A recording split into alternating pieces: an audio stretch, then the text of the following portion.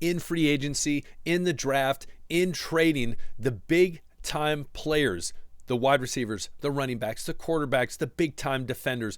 Those are the big names that everyone always are talking about. They garner the most attention, they make the most money, and as well, they make the biggest plays on the field. But any organization knows it's not only about those players, but it's about the depth as well. And the Patriots just made a smart move moving forward for this franchise. Let's jump into it. You guys know my name is Aaron on the daily pushing out Patriots content for people like you who can't get enough Patriots football. So quickly hit the subscribe button, hit the like button, comment below, mean the world to me. So on today's episode, Patriots signed 2 offensive linemen. We're going to jump into that as well. Some comments made by Maye. And last but not least, an expert, analyst, whatever you want to call him, making some claims about this position. In my opinion, it's mind-boggling, but we're going to jump into it. First and foremost, the Patriots, should probably click the button. That's going to help you a little bit. Here we go. The Patriots re-sign to 1-year deals Demontre Jacobs, who is the offensive tackle that was on the practice squad for the Broncos. If you remember, the Broncos waived him. They were hoping they would clear waivers. They'd be able to pick him back up. They weren't able to do that. The Patriots snagged him, and he started a good amount of the year at tackle for the Patriots. He had his ups and downs. But the other player that I actually think did decently well was Ben Brown, another guy who was picked up. If you notice, they both got 1-year deals. One is $1.3 million. The other, Jacobs, is just under $1 million. Now, it's going to be interesting to see in the offseason with other free agent moves what the Patriots are going to do. And these guys could potentially end up going back to the practice squad. We'll see what the heck happens. But the reason this is a smart move is, one, these guys know the offense, they know what's going on, they know the franchise, but as well, they have that experience for this team. And again, there are other guys where if you would tell me on the line, they're gone, they're not coming back, wouldn't shed a tear. But again, I think we saw some decent things out of these 2 guys. Are they going to be starters? No, they should not be starters. Ben Brown, I think potentially could be. I think there's potential hope for Jacobs, but I think their role in the NFL is going to be second string, third string. Now, Ben Brown, I think the reason he's getting paid more, a little more versatile, being able to play guard and center. And we know between the guard and center position, there was a lot of change throughout the whole season. We had a bunch of different people out there. Layden Robinson, you had Michael Jordan, you had Sidney So, you had all these different people out there. And so when it comes down to it, great that you have some depth. Again, these guys should not be starters. I'm not saying they should be starters. Let that be clear. But it is important in any franchise that you help develop depth. And I think that these guys can do that. I think it's a smart move moving forward. And as well, we don't know necessarily when you look at Cole Strange, his injuries. You look at David Andrews, he's older, also has some injury issues. I think Ben Brown, of the 2, I'm going to say again, is a great sign, and I think it was a smart move by the Patriots in this organization. Comment below and tell me what you think. Again, I don't think they're starters, and I don't think they will be starting the season unless barring injury. I think the Patriots are going to make some big changes on the offensive line, but I think it's smart due to depth. Depth is smart. You need it. Next, Maye other day was being interviewed and was talking about essentially who is going to make a splash. And there was 2 surprising names that come up, and those names were Jalen Polk, and Javon Baker. He said, we brought in 2 rookie wide receivers, Jalen Polk and Javon Baker, that were feeling it out this year, so this past year. He said on Chris Long's Greenlight podcast, they both battled some injuries. Yeah.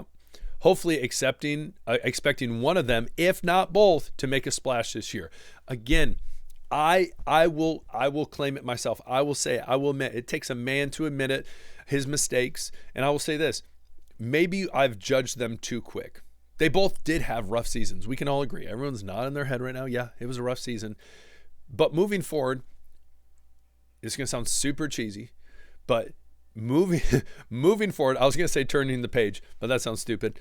But moving forward, you look at Polk, you look at Baker, and they have the intangibles. The questions is going to be able to they're going to be able to rise to the NFL caliber. And yes, we did a video the other day on Polk and how he was rehabbing and basically his motivation and the things he said. I think it's looking up for him. He wants to prove people wrong. I think Baker, no one makes it to the league and says, man, I hope I'm a dud. And so, especially seeing Drake Maye, who's the one going to be throwing to these guys, hopefully one of them, like you said, if not both, make a splash, turn out, do something. Because what would be awesome is if we went and signed a receiver to come in or draft one, but say we bring in a number one receiver and then one of these guys pan out, and then you got Pop Douglas and Kayshon Boutte. This wide receiver room could turn around dramatically. I truly believe it could. And with a leader like Drake Maye being able to come out and say this, surely he's seeing their work ethic and what they've been doing, and obviously has had conversations with them. So again, glass half full. They're on the up. We got to have faith in them. Last but not least, going from the wide receiver room to the running back room. Now I'm Ramondre Stevenson had a rough year last year fumbling the football. We can all agree. Antonio Gibson, I think, showed last year that if he can have a line, he popped off some great plays, had some good games, and Ramondre Stevenson still has that potential too. I think what's tough is it can be frustrating running behind a atrocious offensive line. We can agree with that, yes. And I think a lot of times the run game was stifled because of that very reason right there, especially when you have Jacoby Brissett. I'm going to load the box, run on me, because we know Jacoby can't. Jacoby is no Tom Brady, he's no Peyton Manning, he's no Patrick Mahomes, and so he is a second string quarterback. He's a journeyman in the NFL. Nothing wrong with that. Guy's making millions of dollars, but to come out and say the Patriots really need to look at changing up some things, and or no, this was what it was quoted saying. It was quoted saying that the running back room is a bigger a more need at the running back room than the wide receiver room, that it needs to be a bigger priority than the wide receiver room. That, in my opinion, is an absolute joke. There's no way. I think, again, I have hope for Ramondre Stevenson, Antonio Gibson. They can be a great 1-2 punch in the backfield. Add on, this is a great running back class.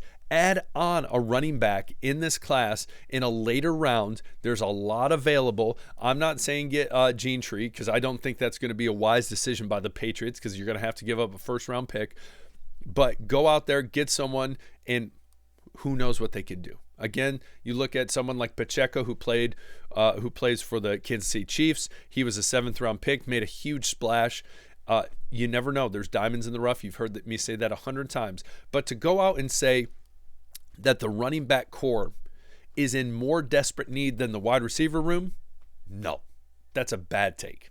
Bad take. What we've said on this channel, offensive line, wide receivers, edge rushers. Those are the things. Then probably underneath that, I would probably tell you defensive tackle, because who knows what's going on with Barmore. Then you probably throw in linebackers. You probably throw in, Jay Jones is getting older. Who knows what's going to happen with him? And so another cornerback. But there's a lot of different things we could talk about. But to say that it's offensive line than running backs, I disagree. And again, I'm not going to sit there and defend saying Ramondre Stevenson had a career year last year, because I do not think that was the case. I think the case was he had a rough time fumbling.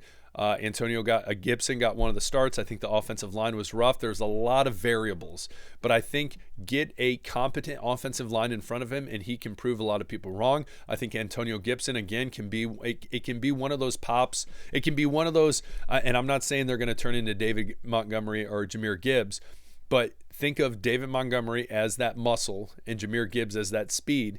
And you can see that. You're like, I think I used this yesterday, but Legos and Mega Blocks, that comparison.